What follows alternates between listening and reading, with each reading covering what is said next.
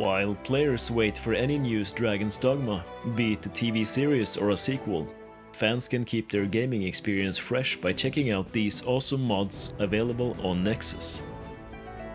At number 10 we have Dinput 8. This mod is essentially a cheat, so it's not recommended for new players and the game should be experienced as it was truly intended first.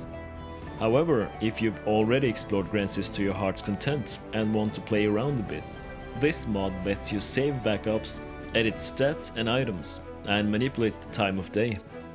The mod also lets you ignore vocation restrictions for weapons and equipment, and allow character customization at any point from the main menu. At number 9 we have Easy Clothing Inventory ID. This offers players the extra convenience of being able to more readily differentiate between the clothing in their inventory without having to manually hover over them, saving plenty of time and effort. This mod is ideal for new players, but is also suited to long-term players just for convenience purposes. At number 8 we have Black ReTextures. Since my favorite vocation is the Assassin, this naturally comes high on the list. This mod makes many items pure black so that your more stealthy characters actually have some dark clothes and armor to wear. It also makes your quivers and bows darker to match the overall look. At number 7 we have Don't Blind Me. A problem for many gamers is when magic use or other bright lights within the game impede your actual gameplay because of their blinding effects. This is especially annoying during boss fights when you don't see an AoE attack because of it. This mod aims to resolve the issue by offering different levels of light reduction. It affects spells and skills as well as weapon enchantments and lanterns carried by characters, allowing players to adventure without missing out because of blinding lights. At number 6 we have Spell Mod Pack. The creator have made quite a few separate spell mods, and this mod pack contains the latest version of all his spell alterations. Bolide is one of the most visually impressive spells for sorcerers, but its purpose feels more like a scenery than actual combat. It's mainly designed to take out huge packs of mobs and is mostly useless versus single tough enemies like bosses. This mod makes every hit count.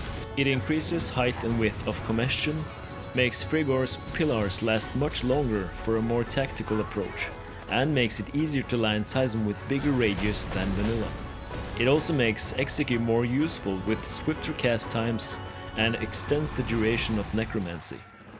At number 5 we have Greatsword MAX. This mod completely changed how you play warrior. That means no more jumping attacks.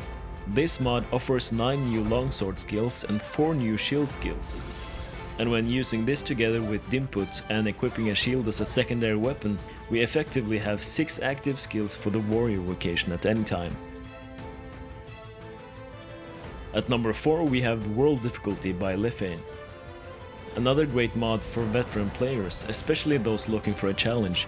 This mod makes changes to the world spawns, enemy statistics, as well as pawn and enemy AI, increasing the difficulty so that players will have to fight harder to survive.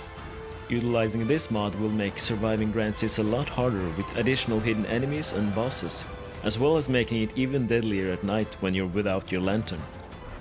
At number 3 we have cleaner body and face textures.